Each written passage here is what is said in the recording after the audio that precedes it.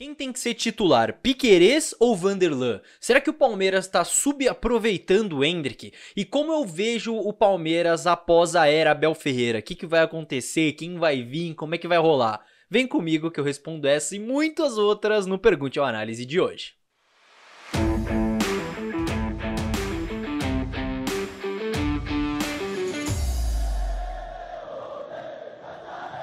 Salve, salve você que acompanha a Análise Verdão aqui no YouTube, meu nome é Leonardo Suzuki e que saudade que eu estava de fazer o Pergunte ou Análise, esse quadro aqui do canal que faz um tempinho que eu não posto, né, já tem umas 4 semanas aí, mas que pra quem não conhece é o quadro em que eu respondo diretamente as perguntas que vocês fazem aqui, então aqueles temas que não vale a pena eu fazer um vídeo inteiro, às vezes nem dá tempo de eu fazer um vídeo só sobre o tema, mas eu venho aqui, eu falo, eu respondo vocês diretamente, vocês aparecem aqui no vídeo, então vem comigo. É sempre um vídeo muito legal pra gente se aproximar, pra gente trocar uma ideia sobre vários assuntos, certo? Tem esses que eu falei no início e muitos outros pra gente debater hoje, separei algumas perguntas muito legais, então assiste aí e no final do vídeo eu te conto como é que você faz pra aparecer no próximo Pergunte ou Análise, fechou? Pra você mandar a sua pergunta também. Vem comigo! E a primeira pergunta eu já pego aqui no meu celular, do Marcelo Francisco, ele pergunta quem a gente prefere de titular, Piquerez ou Vanderlan. Bom, Marcelo, vou responder por mim, tá?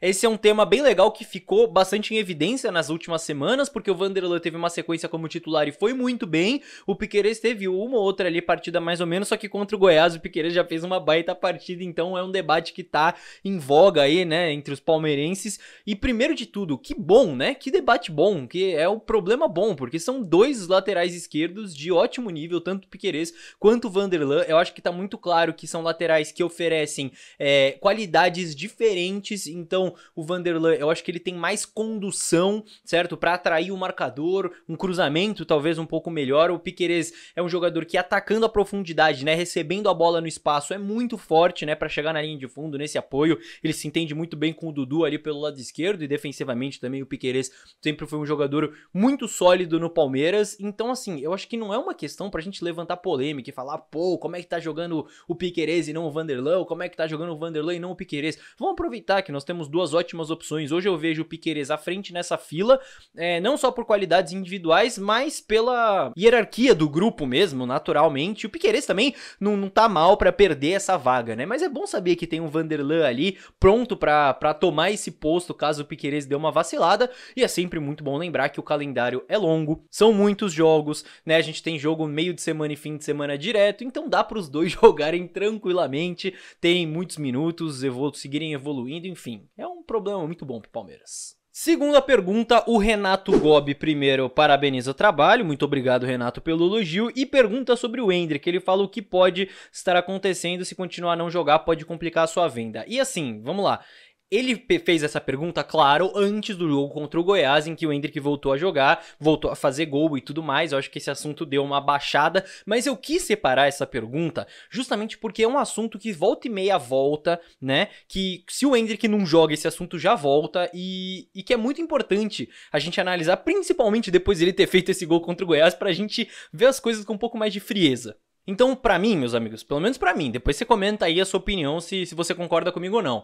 Mas tá muito clara a situação envolvendo o Endrick, tá claro, nas informações que a gente tem. O Endrick é uma joia, é um jogador de um potencial gigantesco, certo? Tem tudo pra ser um dos grandes centroavantes do futebol mundial no futuro, tanto que vai pro Real Madrid. Mas o Palmeiras, hoje, e o próprio Abel Ferreira, eles têm compromisso com o Palmeiras, o desempenho do Palmeiras. Então, quando for bom no contexto do jogo, do adversário, pro Palmeiras, quando for bom pro Endrick entrar, o Endrick vai entrar. Quando não for, ele não vai entrar só porque ele é o Endrick. E tá tudo bem, tá? E você pode ter uma visão diferente de achar que o Palmeiras tem que colocar o Endrick pra jogar todo o jogo direto, porque ele é uma grande joia. Você pode ter a sua opinião, não tem problema. Mas tá claro que não é dessa maneira que o Palmeiras trabalha. O Palmeiras trabalha de uma maneira diferente. E quando for necessário o Endrick entrar, quando for bom pro Palmeiras o Endrick entrar vai entrar, assim como ele entrou contra o Goiás e ele fez o gol. gol, tá? Eu vi muitas comparações aí na internet nas últimas semanas. Pô, teve gente falando, tipo, pô, se fosse no Santos, o Endrick estaria jogando direto. Pô, claro, o time do Santos é ruim. O que eu posso fazer? O Palmeiras tem cara bom disputando a posição, rapaziada. É por isso. Muita gente também compara com o Vitor Roque, e o pessoal esquece que o Vitor Roque tem 18 anos, o Endrick tem 16. Você acha que é pouca coisa? 2 anos de diferença nessa idade? Não é pouca coisa, não. E olha que o Endrick é um fenômeno, fisicamente falando, tá? Mas enfim, também acho que não é uma questão pra gente ficar levantando polêmica e tudo mais. Tá tudo bem, cara. A gente tá desempenhando bem, o coletivo tá forte. Quando os jogadores entram no banco, eles entram bem. Quando o Endrick teve uma sequência como titular ali junto com o Flaco Lopes, foi bem também. Então tá tudo certo. A gente tá aproveitando o melhor dos jogadores e tá tudo bem. Quando o Endrick entrar, ele vai desempenhar bem. Se ele não entrar, com certeza tem um motivo por trás. E cabe a nós, né? Claro que a gente pode discordar, né? Claro, óbvio, mas cabe a nós tentar entender o motivo por trás disso, né? Porque é muito óbvio que tudo que acontece no Palmeiras tem estudo, tem razão por trás. E claro que o torcedor a gente não vai analisar com toda essa frieza, né? Mas a gente pode parar um pouquinho e pensar, né? Refletir um pouco sobre. Mais uma, meus amigos. O Vitor Freitas pergunta se eu penso em expandir os horizontes e analisar outros times ou em só falar do Palmeiras mesmo. Olha só, a pergunta do Vitor é uma pergunta que muitos de vocês já fizeram aqui. E assim, rapaziada, o Análise Verdão, ele é feito para falar do Palmeiras, do que envolve o Palmeiras, dos adversários do Palmeiras, analisar tudo isso. Então, a gente não vai analisar outros times aqui no Análise Verdão. Se eu vou analisar outros times, quem sabe, um dia, em outra plataforma, em outro canal, em outra coisa, não sei, é uma possibilidade. A gente não faz isso, a gente não cria outro canal e tudo mais, porque falta tempo, rapaziada. A gente não tá voltado só pro Análise Verdão. Inclusive, isso já responde mais uma pergunta, que é a pergunta do Janderson, olha só, que pergunta se o canal já é autossustentável ou se vocês trabalham em outras áreas para complementar a renda. E assim, o Análise Verdão é um grupo grande, porque a gente precisa de um grupo grande para dar conta de tudo, mas todo mundo ou trabalha, ou estuda e trabalha, junto com o Análise Verdão, né? Eu, por exemplo, trabalho e estou aqui no Análise Verdão também, que me dá tanto trabalho quanto o meu outro trabalho. Então, no fim das contas, não sobra muito tempo pra gente tocar outras coisas, né? Mas quem sabe um dia a gente não expande, mas enquanto isso a gente tá na luta aqui, arranjando tempo sempre que dá pra gravar os vídeos, pra editar e tudo mais. Então, vale o seu likezinho que eu sei. A pergunta agora é do Thiago Roque, que pergunta se o Palmeiras abandonou aquele esquema de contra-ataque veloz que vinha acontecendo até ano passado, porque tem a impressão de que agora é só bola parada e bola espirrada dentro da área. Vamos lá, meu amigo Thiago.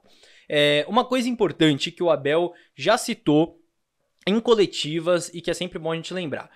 Tem 3 maneiras, basicamente, de você fazer gol no futebol, certo? Ou é em organização ofensiva, que é aquele momento que você está atacando, o seu adversário está defendendo, o seu adversário não está sendo surpreendido, ele sabe que você vai atacá-lo, por exemplo, ali numa saída de bola e tudo mais, a partir de uma saída de bola, né, que aí você vai construir jogo e tal. Outra é numa transição ofensiva, que aí pode ser um contra-ataque, por exemplo, que é uma transição ofensiva mais direta, que aí você está surpreendendo o adversário, né, você acabou de recuperar a bola.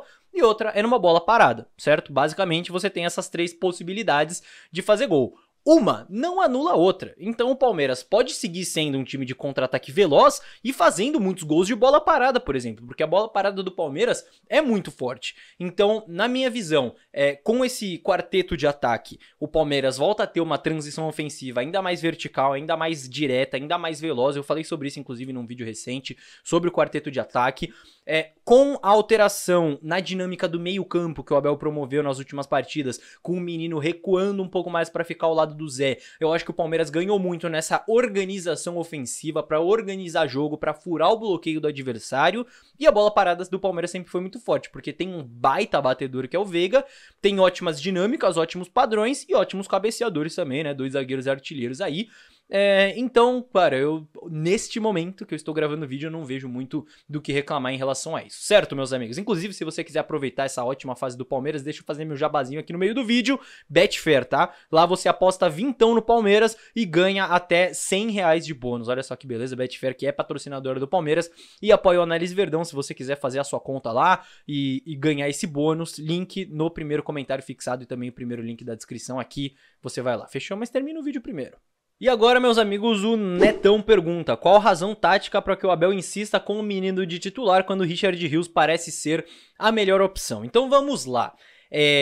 Acho que tá muito claro que o Richard e o Menino são jogadores diferentes, de características diferentes, né? Que oferecem coisas diferentes pro Palmeiras. Eu não diria muito que a razão de um ser titular e o outro reserva hoje tem muito a ver com a questão tática, tá? Eu acho que tem mais a ver com uma questão do Richard Rios ter chegado depois, tá se ambientando aos poucos ao Palmeiras, ganhando minutos e tudo mais, né? É muito difícil o Abel ir lá e colocar o cara direto, até porque o Richard, ele não veio com pompa de titular e tudo mais, né? Ele veio do Guarani depois de um bom Paulista, então acho que tá rolando toda essa ambientação. E claro, uma fila natural, né? O Gabriel Menino já tá aqui há mais tempo. Acho que é a mesma questão do Piquerez e do Vanderlan ali, por exemplo, né? Guardadas as devidas proporções. Mas eu tenho certeza que se o Richard Rios seguir entrando bem, seguir demonstrando que pode ser titular do Palmeiras e o Menino der umas vaciladas aí, tenho certeza que o Richard Rios pode assumir a posição do Menino sim, só que muda um pouco as características, né? O Menino, teoricamente, é um jogador que ajuda mais nessa construção, né, com bola, com passes verticais e tudo mais, e aquele chute de fora da área, e o Richard Rios é um jogador de com bola muito mais condução do que passe, né, muito mais de levar a bola, de proteger a bola, de segurar a bola, do que de dar esse passe vertical, e defensivamente eu acho que tá um passo acima aí do Gabriel Menino, então é uma questão de escolha do Abel também, que ele pode usar um ou outro dependendo do adversário, enfim, é mais um problema bom pro Palmeiras, não é mesmo? E falando em volante, o Guilherme pergunta, acha que na próxima janela vamos atrás de um camisa 5 para ser titular? Quem seria um bom nome dentro das possibilidades? Vou responder essa direto e rápido, tá? Para mim, na próxima janela, o Palmeiras tem duas prioridades, um camisa 5 e um zagueiro, tá? Principalmente por causa da lesão do Murilo, aí tem poucos zagueiros no elenco. E pra mim, dentro das possibilidades, dentro dos nomes já falados até aqui, o que eu mais gosto é o do Alan, do Atlético Mineiro. Acho que seria uma boa contratação aí, quem sabe, né? Mas aqui eu tô dando, né, uma opinião, barra análise, enfim. Não é nada concreto, mas quem sabe. Seria a minha escolha. E pra gente encerrar o nosso Pergunte ao Análise de hoje, tem algumas aqui interessantes. Pessoal muito curioso pra saber a minha opinião sobre o Palmeiras pós-Abel Ferreira. O que será do Palmeiras pós-Abel Ferreira? Então o Daniel, ele pergunta aqui, quando o Abel deixar o Palmeiras, quem vai poder substituí-lo? É a mesma pergunta que o Guilherme também faz, inclusive o Guilherme deixa umas opções aqui do Cebola assumir o time, um técnico europeu, um técnico renomado na América do Sul, enfim... Rapaziada curiosa pra saber sobre essa questão. Bom, vamos lá, rapaziada. Inclusive, recentemente falou-se sobre o Abel renovar contrato até o fim de 2027, né? O que seria uma excelente notícia. E é claro que a gente torce para que o Abel assine um contrato vitalício. Mas para não fugir das perguntas de vocês, para mim, o Palmeiras pós-Abel Ferreira eu vejo um lado positivo e um lado negativo do pós-Abel. E eu explico para vocês por quê. Primeiro, no lado negativo da coisa...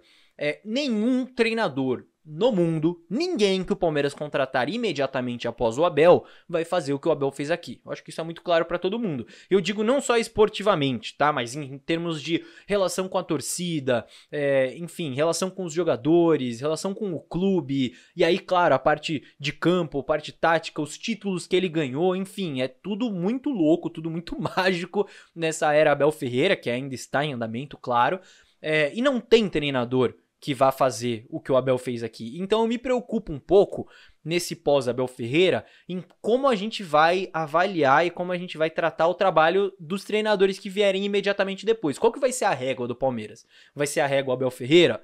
Vai ser a régua futebol brasileiro? Vai ser qual a régua, né? Cada um tem a sua régua no fim das contas. Mas como é que vai ser isso? Eu acho que talvez essa relação e essa expectativa depois de um treinador tão vitorioso talvez possa acabar minando o trabalho de um ou outro treinador aí. Isso é uma visão que eu tenho.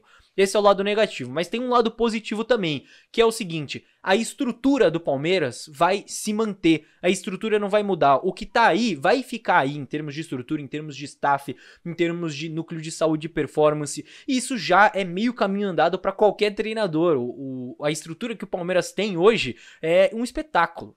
E inclusive isso já me leva a outra pergunta que eu vou emendar, porque o perfil Hora do Futebol perguntou se eu cheguei a ver o vídeo do Abel em que ele fala sobre a planilha de sono dos jogadores. Pergunta o que eu achei, pra quem não viu, esse vídeo viralizou nos últimos dias nas redes sociais, o Abel mostrando o controle que ele tem até do sono dos jogadores, se o jogador dormiu bem, dormiu mal e tudo mais.